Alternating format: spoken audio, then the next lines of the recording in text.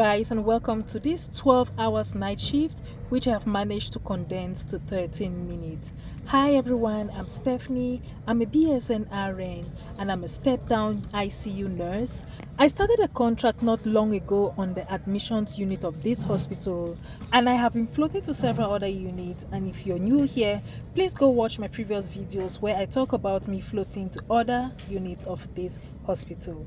Now tonight I was on my admissions unit, and usually on this unit we get the patients directly from the ED and then we get to send them to their home unit. Home unit in the sense that we get to send them to a surgical unit, and if the patient comes for anything like seizures or neuro, we then get to send them to a neuro floor.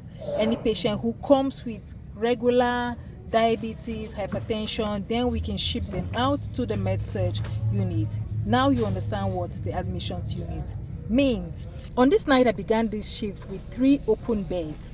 Now on this unit we typically will have 4 patients per nurse, but on a bad day we can have 5 patients per nurse. So starting off with 3 empty beds meant that my night was going to be very busy in receiving new patients and also maybe sending out patients who are already on the unit. Now if you're an OD on my channel, you already know that after shift report I get to sit on the computer, read my clinical notes, write down my medications, look at what the trends of my vital signs have been like, and overall just know what the plan is for each of my patients. So that is what I'm busy doing here, writing down my medications, even though it's just for 2 patients, but I need to know like what is the plan, what have the vital signs been like, are they NPO, why are they NPO, what's the plan for them moving forward, if they are planning for some cardiac procedures, when is that going to happen, if the patient is still just here for placement, when would that happen. Typically on the weekends things do not happen, and so most of the times we're just going to hold this patient on our floor until case management works their magic in finding them a place to go.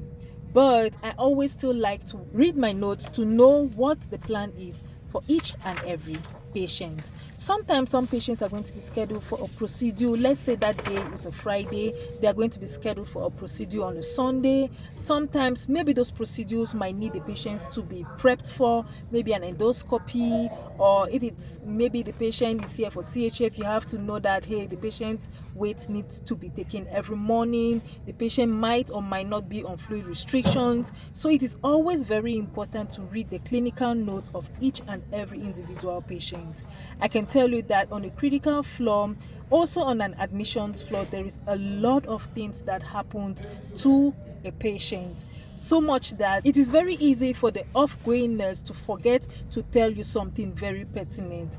I can tell you that there have been so many times that the nurse forgot to tell me that a patient is going to be NPO as at midnight for a procedure the next day, or the patient was supposed to go for a particular surgery, or the patient was supposed to be turned off of maybe like a blood thinner, heparin drip, or something major was supposed to happen, but the off-going nurse forgot to tell me. So it is very, very empirical. It is very important that you're taking out time to read your clinical notes.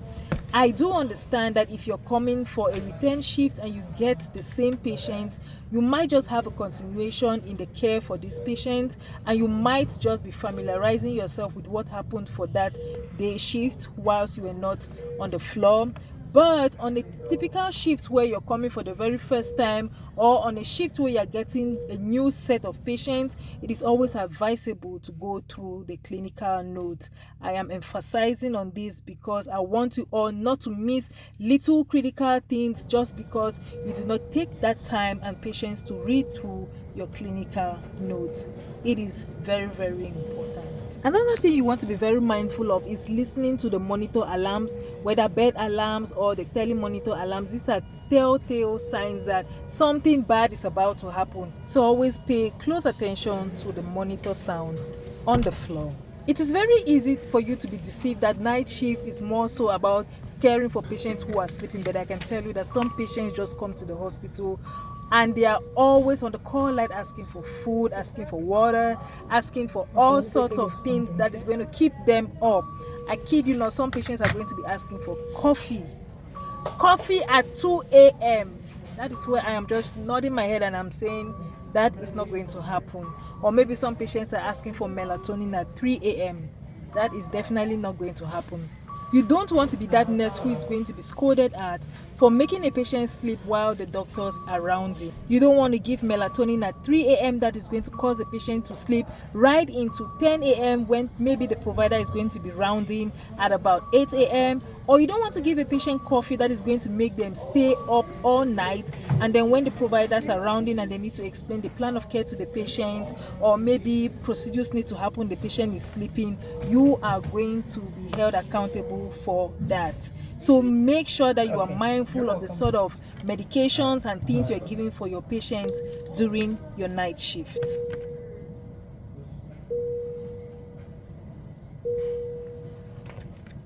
It is so easy for most people to think that nursing is all about just giving medications to patients, because that is the most important thing that even patients will highlight about their nurse and their encounter with their nurses. Most of them will say, oh, my nurse was very patient in giving me my medication. Oh, my nurse listened to me when I had to explain certain things about my medication. And that passes the wrong information about people thinking that, oh, nurses only give medications to patients whilst in the hospital. There is so many other things that I can tell you that nurses do. We get to clean the patient, we get to insert Foley's, we get to do bladder scanning, we get to explain the plan of care to the patients, to the family. We get to prepare them for certain procedures that will be happening very soon. Yes, of course, we give them their medications. We monitor vital signs after those medications and even before those medications. There is a lot of things that entails the job of a nurse in the hospital.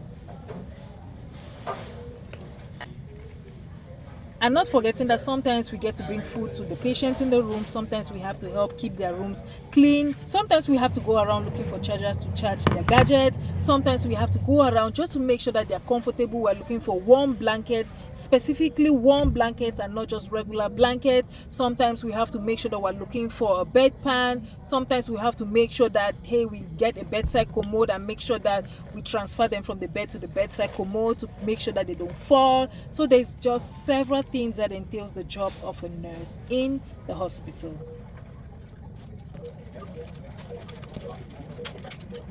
I won't want to continue talking for the full length of this video. Moving forward, you're going to be seeing what is happening on the timestamps of the video as it progresses. And if you have any questions, please feel free to drop them in the comment section. I have floated to several units, and I think, or I believe that I can answer most questions that new nurses especially are going to have.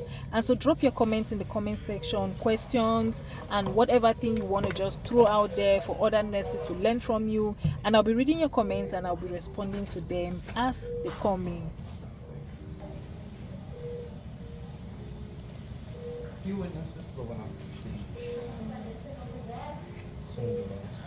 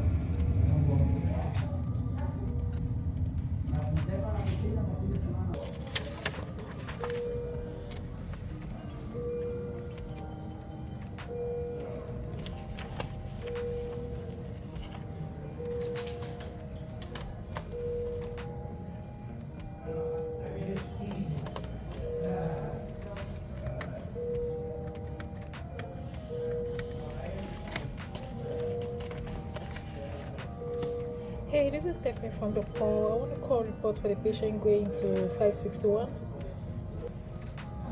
15? Okay, no problem. Yeah. Yeah, I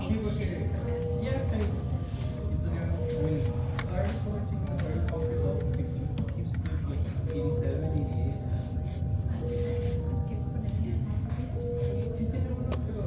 88. Hey, this is Stephanie again. I'm calling for the patient going to 561. 45 West. Okay. Let me know if you need anything. I'm good, thank you.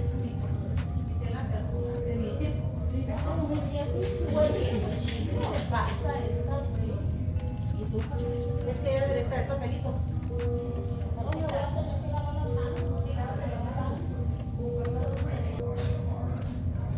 what was your name again?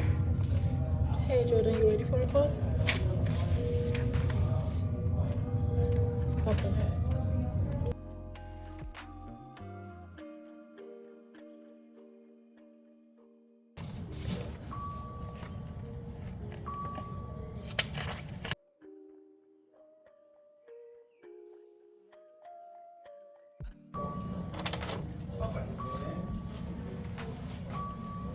Hey, this is Stephanie from the call. I want to call reports for the patient going to 705. Okay. Okay, sorry, what was your name? This is Stephanie. Stephanie. Hello, did you say Delise? Oh, Louise. Thank you. So, you ready?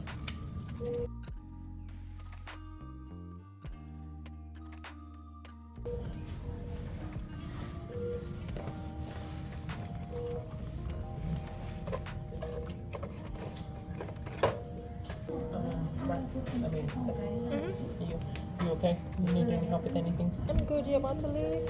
No. I'm here all night. I'm with Rebecca, but Rebecca's pretty independent, so Okay. I just want to see if you're doing okay. So tell you what, I just sent one of my patients now, and I just called report for the second one. Oh, did you? Yeah. So maybe just admission. Admission stuff? Yeah. Yeah. Thank Did you get the you. new one yet? Not yet. I called one, but he was here for 3 hours, and I'm sending him out again. Really? I know. Oh gosh. Okay. Who's your new So- one going into? So 24 already left. They're cleaning the room right now. I just called report for 27 already left. They're cleaning the room. 24. I just called report. Okay. 24 and 27. Yes. Thank you.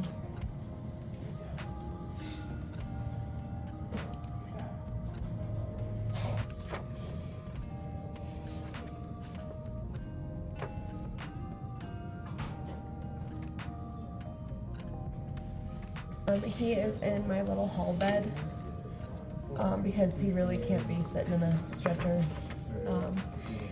He is delayed.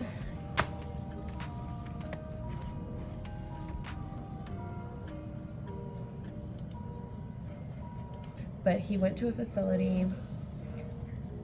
He got discharged home.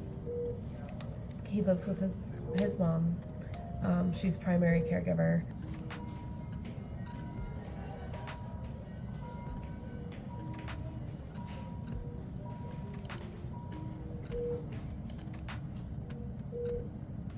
Please do not forget to like, share, and subscribe.